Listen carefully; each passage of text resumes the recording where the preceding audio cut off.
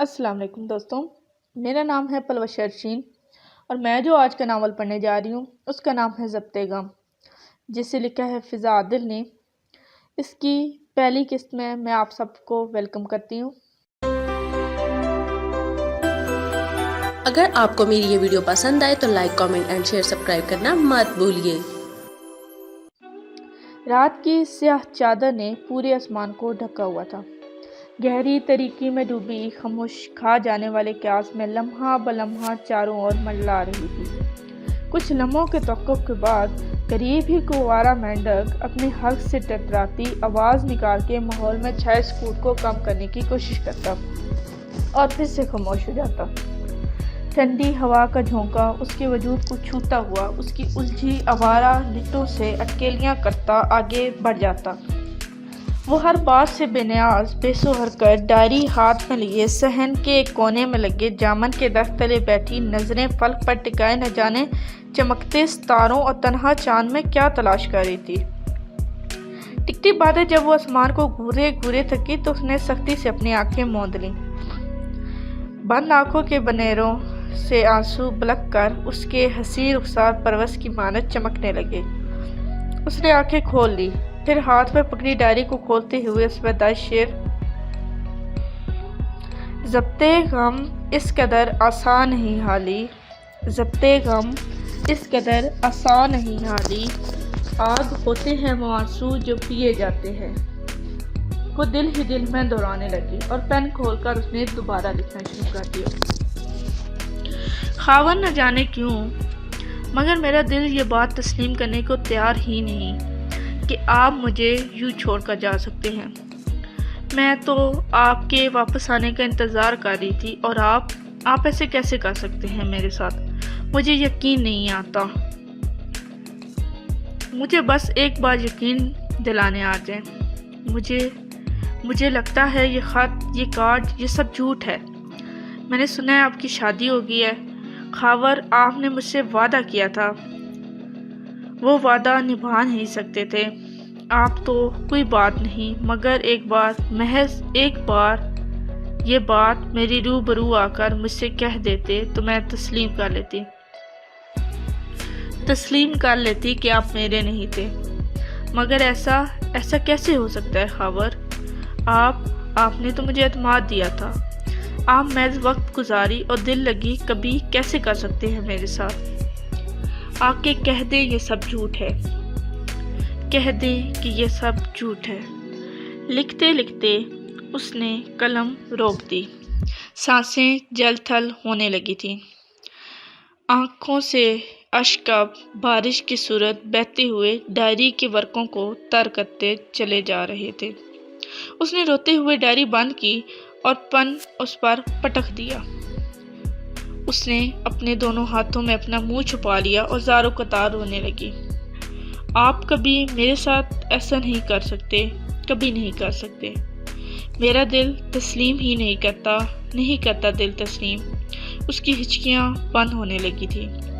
اس نے چہرے سے ہاتھ ہٹاتے ہی آسمان کی طرف دیکھتے ہوئے کہا، پھر اس پیڑ کے ساتھ ٹیک لگائے وہ چپ چاپ آسمان کو گھورنے لگی۔ ایسا پہلی بار نہ ہوا تھا۔ اکثر مناہل دل کے ہاتھوں مجبور ہوتے ہوئے رات کے پیر کھلے آسمان تلے آ کر بیٹھ جایا کرتی تھی۔ وہ باتیں جو براہ راست خاور نہ کہہ پاتی تھی وہ اپنی ڈائری میں رقم کر دیتی تھی۔ پھر اس طرح آنکھوں سے اشکوں کی صورت بہاتا لہو ڈائری کے ورقوں کو ہمیشہ بھگو دیتا تھا۔ وہ ہمیشہ دل کے ہاتھوں مجبور ہو کر قلم اٹھاتی، اس سے پہلے کہ اس کا ضبط جواب دے جاتا وہ قلم روک دیتی اور آنسو صاف کرتی، اپنی ہمت خود ہی بندھاتی، اس امید پر اٹھ کر واپس اپنے کمرے کی جانب چل پڑتی تھی کہ ہو سکتا ہے وہ واپس آ جائے۔ مگر آج اس کی ساری امیدیں ٹوٹ چکی تھی۔ آنسو مسلسل بہتے چلے جا رہے تھے۔ وہ صاف کرتی تھی اور پھر سے بہنے لگتے تھے۔ آج وہ چاہتے ہوئے بھی اپنی ہمت نہیں بندھا پائی اور مسلسل روتے روتے درخت کے سائے تلے بیٹھے نہ جانے کب اس کی آنکھ لگ گئی، اس کو پتہ ہی نہ چلا۔ صبح 6 بجے دروازے کی دوسری طرف سے ایک گاڑی نے ہارن دیا۔ رامو کاکا نے دوڑ کر دروازہ کھولا تو ردا کی بلیک کرولا تیزی سے بیرونی دروازے سے اندر داخل ہوتی ہوئی پورچ میں جا رکی۔ گاڑی کے رکتے ہی وہ فوراً گاڑی سے نیچے اتری اور رامو کاکا کی طرف پلٹی۔ کاکا، مناہل گھر پر ہے نا؟ ردا نے پوچھا۔ جی بیٹا جی، وہ سامنے بیٹھی ہے مناہل بٹیا۔ پتہ نہیں کب سے ایسے ہی بیٹھی ہے، میں نے کچھ دیر پہلے ہی دیکھا ہے جی۔ گیٹ بند کرتے ہی کاکا نے واپس مڑتے ہوئے ہاتھ کے اشارے سے لان کے ایک کونے میں بیٹھی مناہل کی طرف دیکھتے ہوئے کہا، او میرے خدایا! ردا کی نظریں جیسے ہی مناہل کے بے سو حرکت وجود پر پڑی، وہ کاکا کی بات سنی انسنی کرتی اس کی طرف بھاگی۔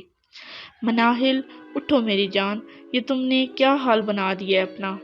ردا نے اسے بازو سے پکڑتے ہوئے جھنجھوڑا اور پھر اس کے قریب ہی بیٹھے ہوئے اس کے چہرہ اپنے ہاتھ میں لیتے ہوئے بولی، مناہل ایسا نہیں کرو۔ مناہل نے مندی آنکھیں کھول کر ردا کو دیکھا، پھر لپک کر اس کے گلے لگتے ہی پھوٹ پھوٹ کے رونے لگی۔ ردا اس کی شادی ہے، یہ دیکھو اس نے مجھے خط بھیجا ہے۔ اس نے قریب بڑا ہاتھ اٹھایا اور ردا کو دکھانے لگی۔ مناہل میری جان، سنبھالو اپنے آپ کو۔ تم کیوں خود کو ایسے انسان کے ہلکان کر رہی ہو جو تمہارا تھا ہی نہیں؟ ردا نے مناہل کو پھر سے گلے لگایا۔ وہ کچھ دیر ایسے ہی روتی رہی، پھر ردا نے اس کو خود سے الگ کرتے ہوئے اس کے آنسو صاف کیے۔ مناہل چپ چاپ بے بسی سے ردا کو دیکھنے لگی۔ ان خالی آنکھوں میں بہت سے سوال تھے، ابھی بھی نہ ختم ہونے والی امیدیں تھیں۔ ردا مناہل کی اکلوتی اور بہترین سہیلی تھی، جس نے ہر موڑ پر مناہل کا ساتھ دیا تھا۔ اپنی زندگی کا ہر دکھ سکھ دونوں نے مل کر بانٹا تھا۔ دونوں ہی ایک دوسرے کے لیے لازم و ملزم تھے، کیونکہ دونوں کو ہی لگتا تھا کہ ایک دوسرے کے ساتھ کے بغیر زندگی نہ گزار پائیں گے۔ دونوں ایک دوسرے کی رگ رگ سے واقف تھی، بغیر کہے بھی وہ ایک دوسرے کی بات سمجھ جاتی تھی۔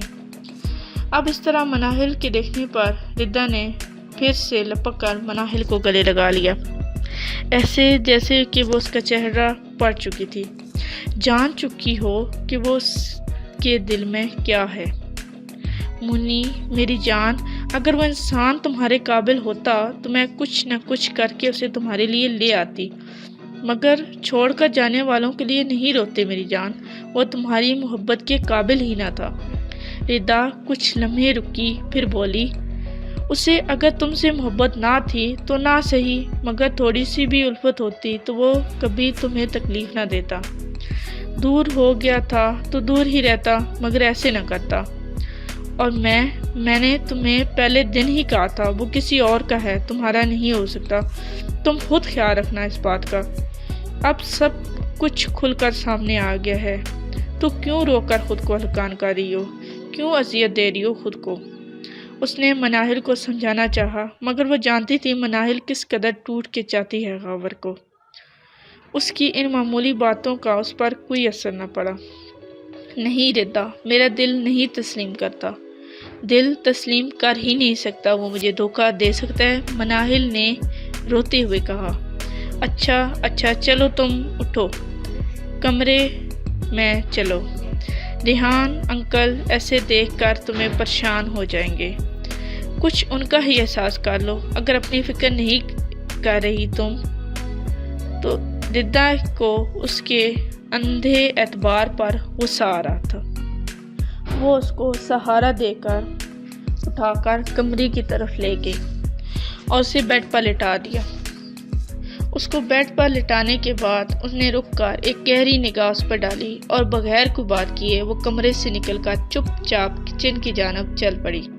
مناہل مسلسل چھت کو گھور رہی تھی، ماضی کی کٹھور یادیں اس کے دل میں سوئیاں چبو رہی تھیں۔ وہ زندہ تھی، مگر موت کی طلب نے اس کے دل میں شدت بھی اختیار کر لی تھی۔ محبت اکثر سزا کا روپ دھار لیتی ہے، ایسی کڑی سزا کہ جس کا درد مٹائے نہیں مٹتا، انسان پل پل مرتا اور جیتا ہے۔ ماضی کے خوبصورت لمحات جو محبوب کی قربت میں گزارے ہوں، ہمیں یہ محسوس ہوتا ہے کہ ان چند حسین لمحوں میں پوری زندگی جی لی ہے، مگر جب وہی محبوب نظریں پھیر لیتا ہے بیگانی گی کی ساری حدیں پار کرتا ہے، اپنا راستہ بدلتے ہوئے کسی اور سمت چلنے لگتا ہے، تب وہی ساتھ گزارے چند لمحے عمر بھر کے لیے روک بن جاتے ہیں۔ ان یادوں کی ہلکی سی ہوا بھی جب ہمارے وجود سے ٹکراتی ہے، اس وقت وہ سرخ طوفان بن کر روح تک پگھلا دیتی ہے اور آگے بڑھ جاتی ہے۔ اس کا اندازہ تھا مناہل کو۔ تھوڑی دیر بعد دودھ کا گلاس اور سکون کی دوا کے لیے اس کے کمرے میں داخل ہوئی۔ دروازے کی آواز پر اس نے چونک کر اوپر دیکھا اور پھر اٹھ کر بیٹھنے لگی۔ اس نے اپنے ہاتھ سے ٹرے سائڈ ٹیبل پر رکھی اور آگے بڑھ کر اسے سہارا دینے لگی۔ میں ٹھیک ہوں، مناہل نے اپنا لہجہ مضبوط کیا۔ اچھا چلو یہ ٹیبلٹ کھا لو اور آرام کرو اب تم، اس نے اپنائیت سے کہا۔ نہیں، آرام کا وقت نہیں ہے، مجھے جانا ہے۔ مناہل کے لہجے میں اضطراب تھا۔ کیا مطلب؟ تمہارے دماغ میں کیا چل رہا ہے؟ کیا سوچ رہی ہو تم؟ ردا اس کے ارادے جانچتی ہوئے بولی، میں خاور کی شادی میں جاؤں گی۔ مناہل کی زبان لڑکھڑائی تھی۔ دل گزرتے لمحے کے ساتھ ایسے کٹا جا رہا تھا جیسے کوئی ناخنوں سے نوچ رہا۔ دیکھو میری بات سنو، تم کہیں نہیں جا رہی، سمجھی تم؟ اس نے میرے ہاتھ سے گلاس لے کر ٹیبل پر رکھتے ہوئے سختی سے کہا، مگر وہ یہ جانتی تھی، وہ چاہ کر بھی مناہل کو اب اس ارادے سے باز نہیں رکھ پائے گی، کیونکہ مناہل جو ٹھان لیتی تھی وہ کر گزرتی تھی۔ اور ایسا ہی ہوا تھا۔ مناہل اس کی کسی بات کا جواب دیے بغیر تیزی سے اپنی جگہ سے اٹھ کھڑی ہوئی اور چپل پیروں میں ڈالتی واش روم کی جانب بڑھ گئی۔ وہ مضطرب تھی۔ اس کا دل اس صورت مطمئن ہو سکتا تھا جب وہ اپنی آنکھوں سے وہ شادی نہ دیکھ لیتی۔ اسے یقین نہ تھا کہ خاور سے دھوکہ دے سکتا ہے۔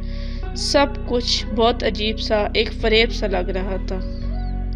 وہ بس خود کو یقین دلانا چاہتی تھی۔ یقین کے لیے اس کے روبرو دیکھنا ضروری تھا۔ نہ جانے کیوں اس کاغذ کے ٹکڑے پر وہ اعتبار نہ کر پا رہی تھی۔ شاید یہی ہوتی ہے محبت، دل بس دل کی سنتا ہے، باقی سب باتیں ہر طرح جھوٹی پڑ جاتی ہے۔